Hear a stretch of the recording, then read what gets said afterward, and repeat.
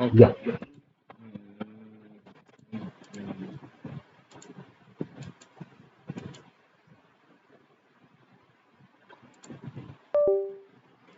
Okay. So my screen is visible to all of you, right? Yes. Yes, yes. Okay. Yes. Perfect. So today we are going to discuss the very important part of the project management is the costing part. So as we know that in terms of costing, we have a three type of contract. One is a fixed price, time and material, and cost plus reimbursement. So fixed price, everybody aware, time and materials also aware that per hour basis client raise for the bill. That happens to IT people, non IT people fixed price. And third is fixed plus reimbursement.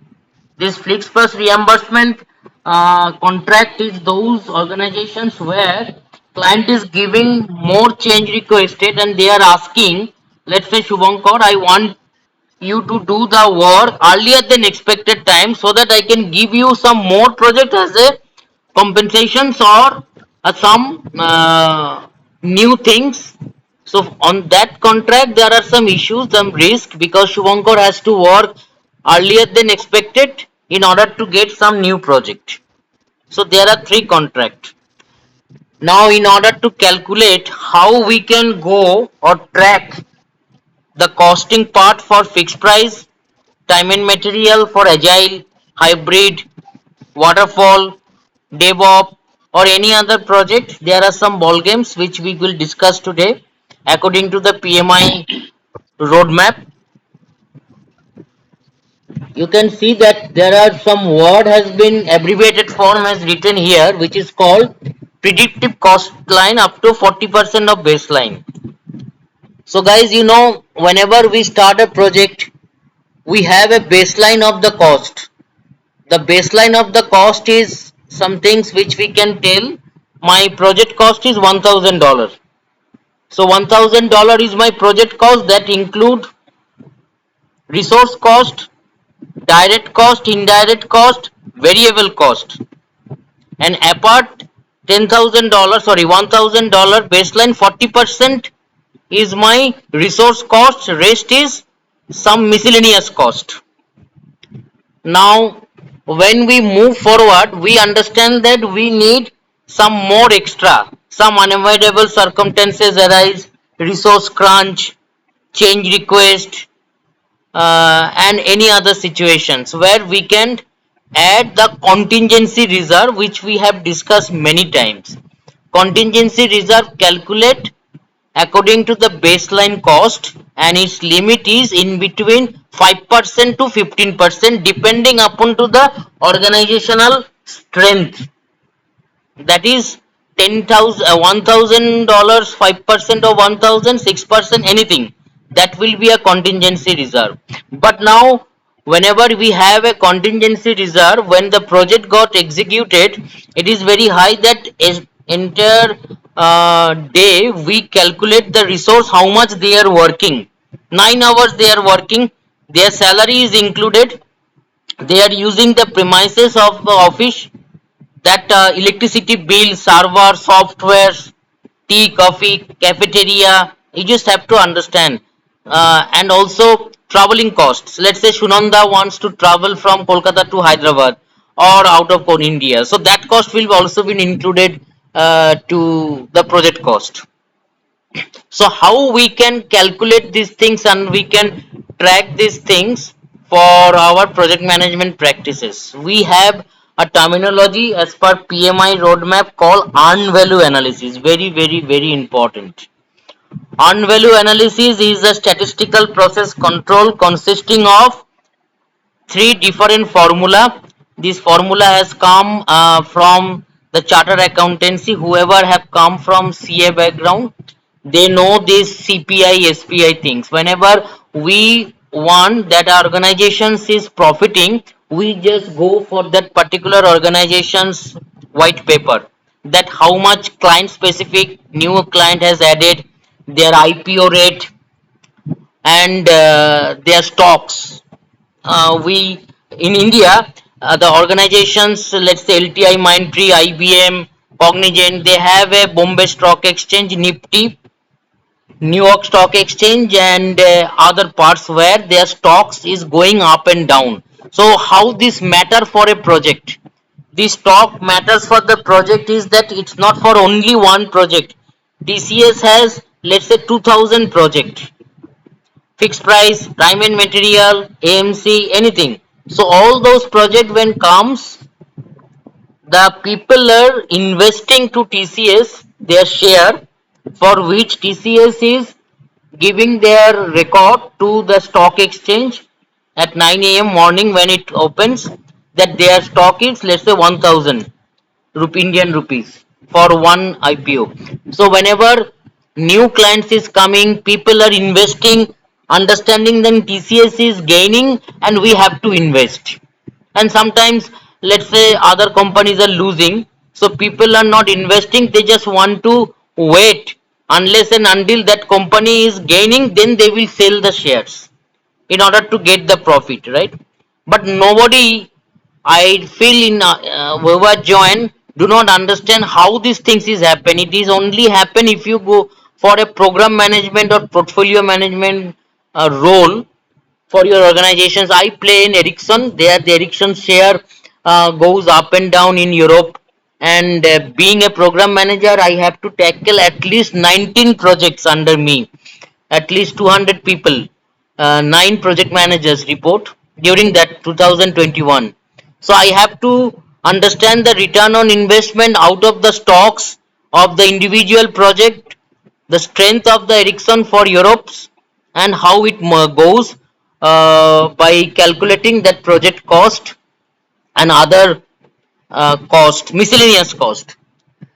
Now here we can see some terminology. Just be careful. Any questions, please can ask.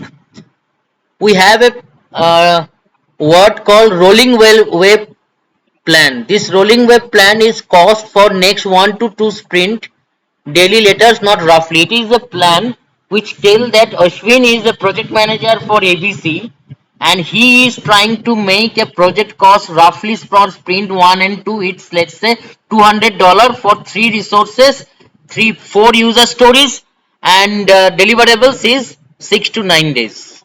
Rough order means I am not aware that how much project has come.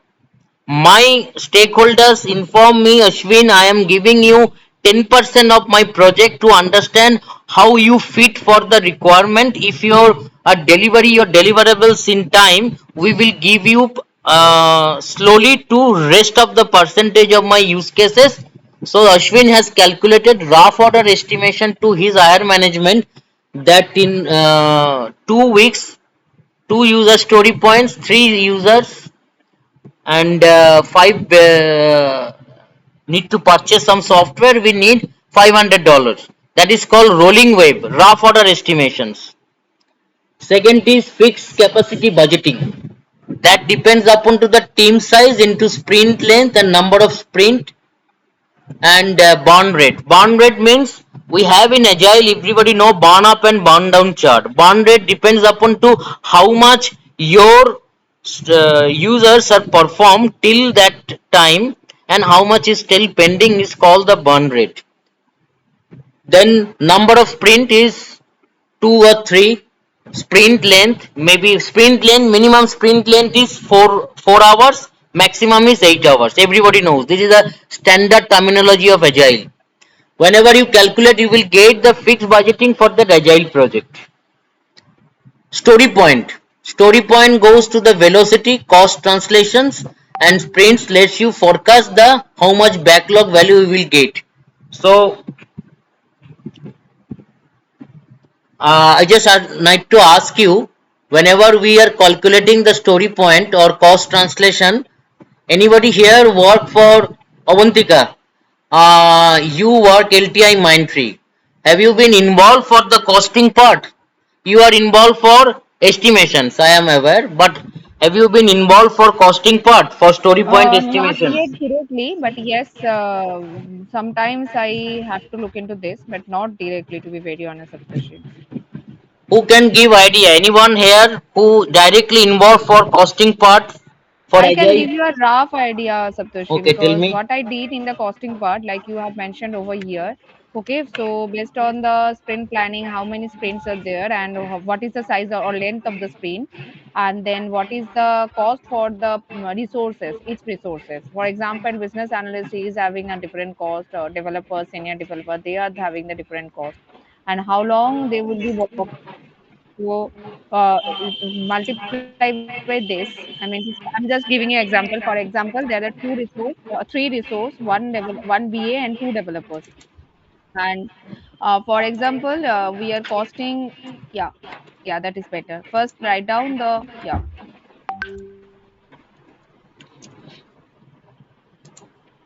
Day one, day two, Now, and their one salary. BA you can write. Okay, fine. So yes. So now Yeah, yeah. Go ahead, go ahead, go ahead, go ahead, go ahead. yeah, so for example, that sometimes it's day basis, sometimes hourly basis cost. Okay, so now let's consider it's the yeah day basis cost. So then So how many days are there this is per total? hour. I just Yes, calculate how much per hour this PO means product owner have the estimation. So yes, similarly product other owner, task. Scrum Master, day one QA.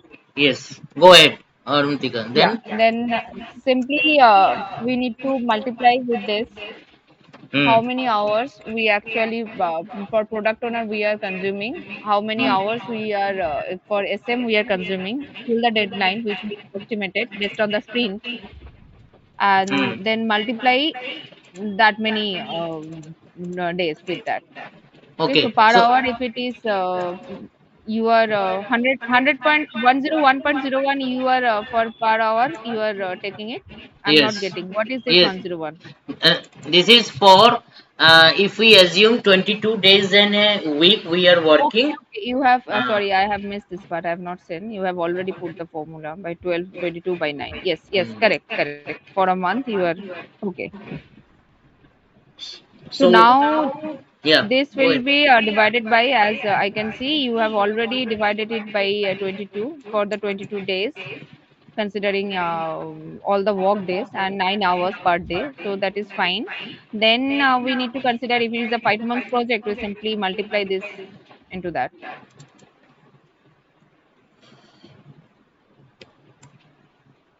Yes.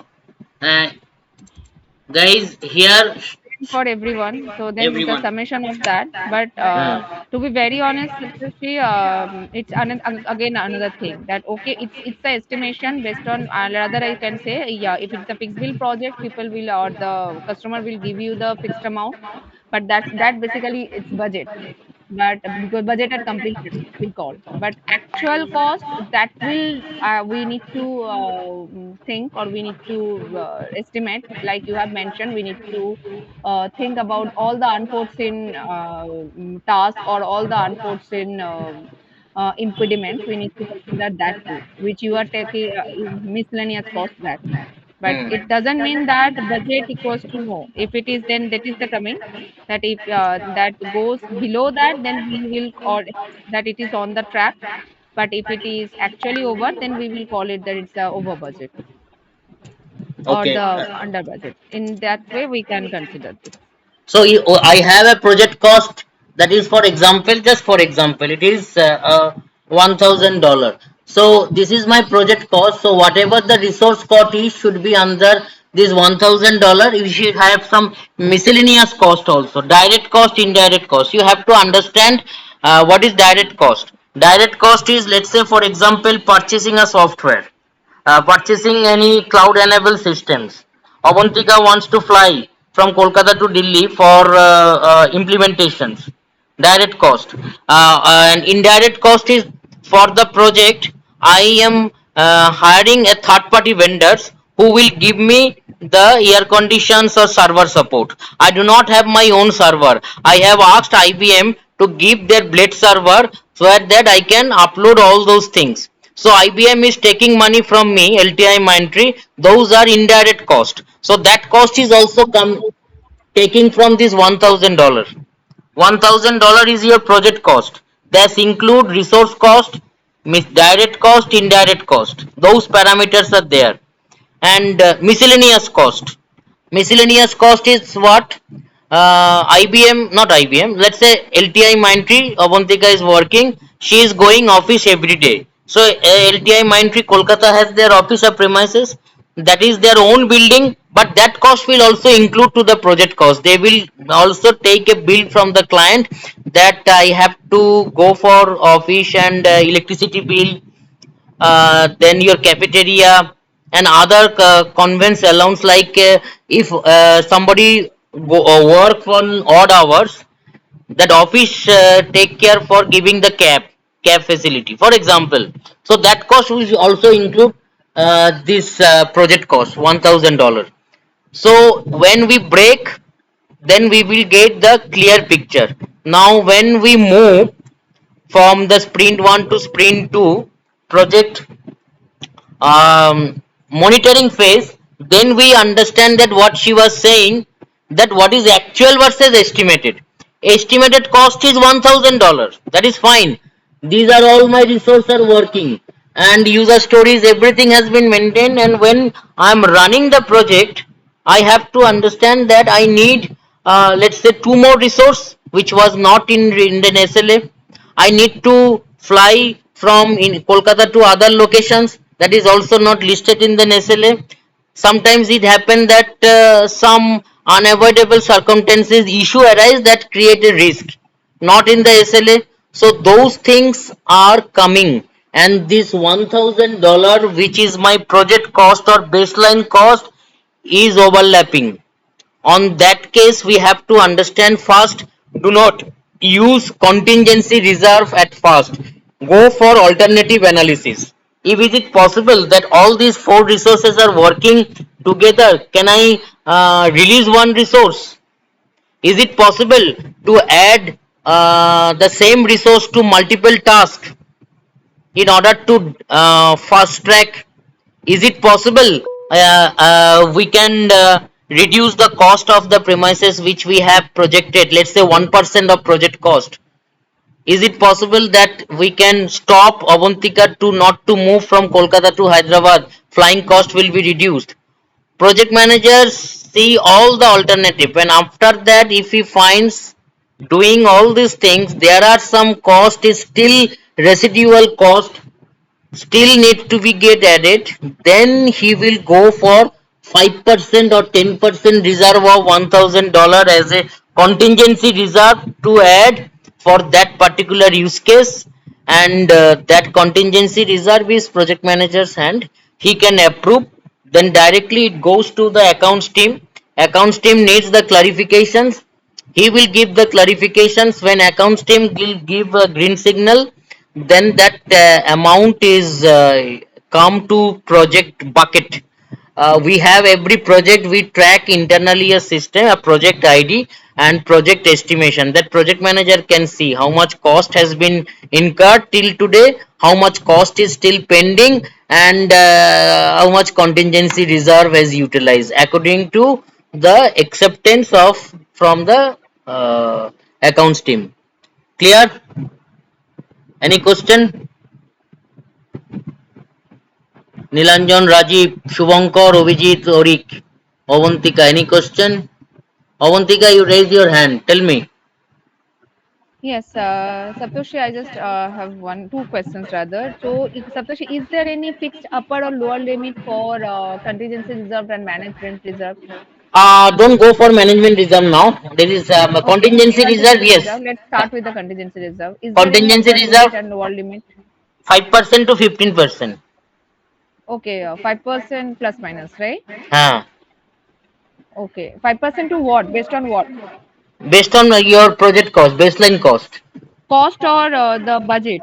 I mean to say, budget or cost, budget whatever at you say. completion. Yes. Your voice is not too clear, Saptoshi. Can I It is can you hear me now? Yeah, we can hear you, but there are noise, there are background noise. Uh, yes, I was saying that 5% of your project cost. You mean to say budget at completion? That is the budget which is actually been approved at the beginning of the project? That is, but yes, BSc. Yes, yeah, that is the yeah, that is. So that is I'm asking. Is it that BSc Yes, budget at BSc. okay, Budget at okay, competition. okay, fine, fine, fine. Okay, and second thing, Saptarshi, it's just a kind of joke. I think that there is no HR.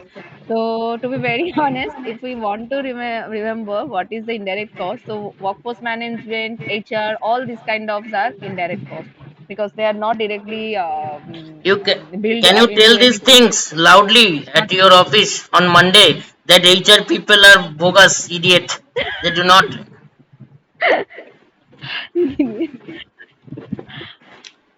So now you tell me, Avantika. Here all of you are very senior.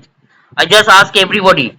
Avantika has raised one question. These HR people and also this workforce workforce management, management, any TNM admin team who was supporting you. admin. So these are she was saying they are all nothing. They she No, can no, I'm manage. not saying nothing, Acha. Saptashida. Definitely, I'm Okay. not saying that. I'm saying that they are part of the indirect cost because they are not contributing directly in the project, Now. in any build project, uh, but they are the part of that indirect cost.